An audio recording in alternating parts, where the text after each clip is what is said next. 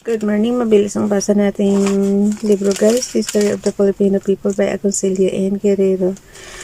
Kapwa ko Filipino, magbasa na tayo ng ating history.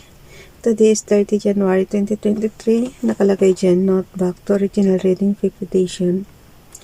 Yung note ko dyan, guys, pakibasa na lang. History of the Filipino People, Part 4, the American Period. Topic number 17, the Harrison Administration. Dito na tayo sa paragraph The Cabinet. Basa. The Cabinet, the legislature deriving authority from the Jones Law, reorganized the executive departments. Since the legislature had come under complete Filipino control, it became increasingly necessary to bring about proper and harmonious relations between the legislature and the heads of the various executive departments. The Reorganization Act No. 2666 of 1916 provided that all department secretaries, with the exception of the Secretary of Public Instruction, should be Filipino citizens. Section number 23 of the Jones Act required that the portfolio of public instruction be occupied ex officio by the Vice Governor. Department secretaries were appointed by the Governor-General at the commencement of its legislature, with the consent of the Philippine Senate. The law established the following departments: Department of Agriculture and Natural Resources, Department of Commerce, Department of Finance, Department of Interior, Department of Justice, and Department of Public Instruction. On January 11, 1917, Harrison appointed the following: Dr. Galicano Apacible, ex-chairman of the Committee on Appropriations of the Philippine Assembly and former head of the Hong Kong Junta. Dionisio Jacosalem, ex-governor of Cebu. Alberto Barreto, judge of the Court of First Instance at the first of his appointment to the Cabinet.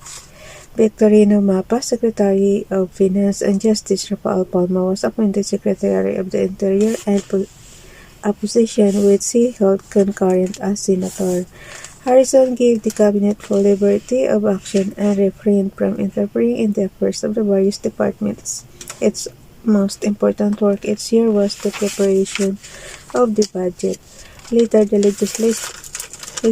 the legislature transferred to the Cabinet certain legislative powers such as the apportionment of appropriations. In 1919, Harrison approved Act No. 2803, which limited the supervision and control of the Governor-General over the Cabinet to matters of general policy. Department secretaries could be called by either house of the legislature to report on matters relating to their office. By virtue of the Act, the Cabinet became more responsible to the legislature than to the Governor-General. The Council of State, Harrison endeavored to give to the Filipino executives all possible opportunity to exercise their own discretion. And even forced upon them responsibilities of decisions and action as frequently as possible. In so doing, he went beyond the intentions of the Jones Law. On October 16, 1918, he issued an executive order creating the Council of State. The establishment of the Council drew the executive branch still closer to the legislature, the support of any reasonable executive policy among the legislators.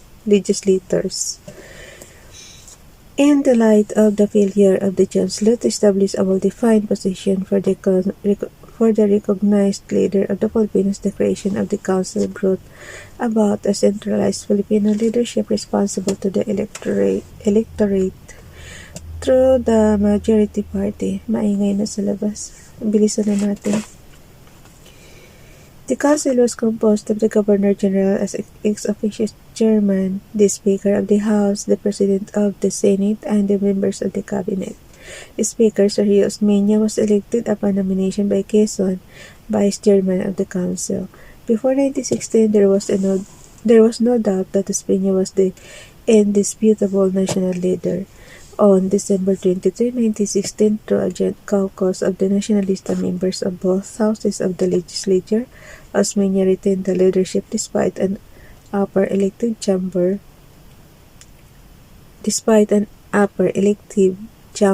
and a Senate president, thus becoming conscious of their powers and prerogatives. His election as vice chairman of the council made him once more the officially reorganized second highest ranking man in the government. The council was created to advise the Governor-General on matters of public importance. Under Harrison, the council with wide legal powers became much more than a mere advisory body. The council drew up the policies of the different departments of the government and, most importantly, prepared and approved the budget before it was submitted to the legislature by the Governor-General. All decisions of the council were ratified by the legislature. Harrison could be outvoted by the Filipino majority in the council, prompting Herman Hagedorn, Leonard Wood's biographer, to comment wryly. Harrison presided but the majority ruled. Between 1918 and 1923, the Philippine legislature passed more than 60 laws, which made the Council of State nearly as powerful, if not more powerful, than the Governor-General. Through these laws, the Filipino leaders gained vast powers not contemplated by the Jones Law. Though they violated the Jones Law, Harrison did not veto these measures. In fact, Harrison vetoed no more than 5 bills during the entire period of his administration. Thus, by local legislation, the Filipinos had reduced the Governor-General to the level of figurehead, very much like the Canadian or Australian Prime Minister. The Board of Control. Harrison's virtual abdication of his powers led the Board of Control. Harrison's virtual abdication of his powers led to further encroachment on his executive functions by the Filipino leaders. The government established the Philippine National Bank in 1916, financed several big sugar centrals in Luzon, and the Visayas operated the Manila Railroad Company, the Manila Hotel, and a group of enterprises known as development companies. Partly due to partisan politics and partly due to the desire of widening Filipino autonomy, the Filipino leaders under Osmeña and Quezon decided to create a body that would have the authority to vote control of the stocks of government-owned by or controlled corporations. In 1918, Harrison approved an act of the legislature creating the Board of Control. The board was composed of the Governor-General, who was ex officio chairman, the Speaker of the House, and the Senate President. As in the case of the Council of State, the Filipino majority could always outvote the Governor-General, thus virtually controlling policy making for the government corporations. The system of government resulting from Harrison's rapid Filipinization policy was neither presidential, for his powers were greatly eroded by local legislation, nor, strictly speaking, parliamentary in form. Rather, it was a quasi-parliamentary form of government dominated by Osmeña and Quezon. Harrison sought in the advice and consent of Osmeña on all important matters, such that for all practical purposes the latter was the Prime Minister of the colonial government.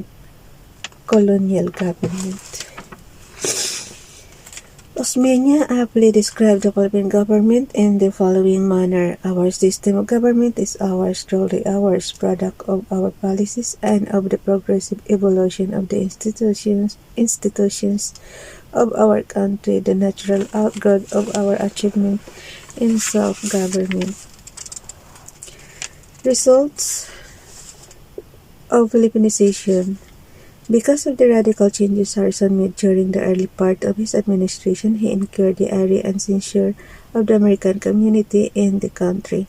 The groups affected by changes in personnel, particularly by the reduction in salaries and Harrison's frequent calls for resignations, accused him of disorganizing the civil service. Harrison's critics charged that the indiscriminate appointment of untrained and inexperienced Filipinos resulted in inefficient and incompetent government service.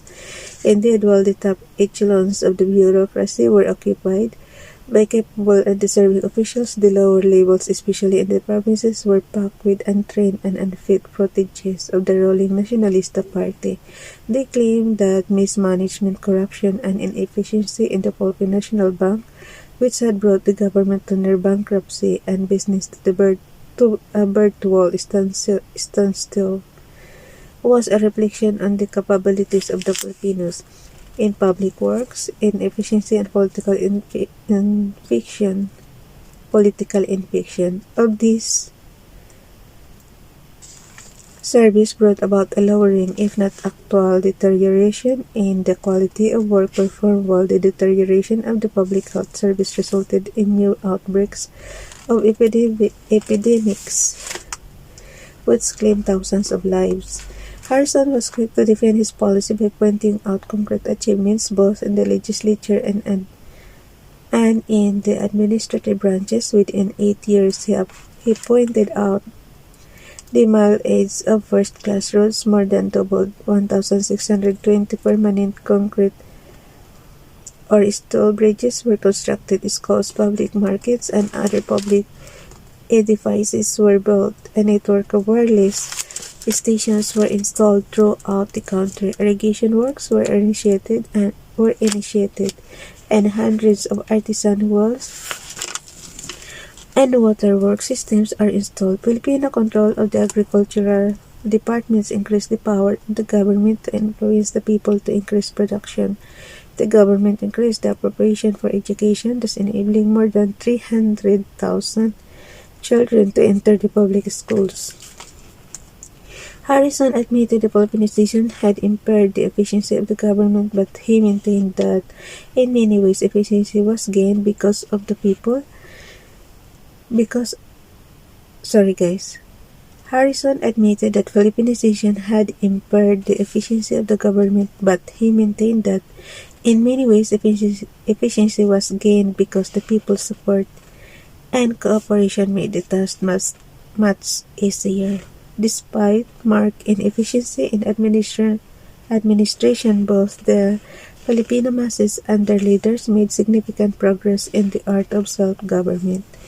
Valuable lessons in self-government could not have been gained had not the Filipinos been entrusted with almost complete control over their own affairs, as well as the increased contentment of the people and the growth of respect and friendship of the United States more than outweigh the effects of temporary inefficiency and dislocation of the government.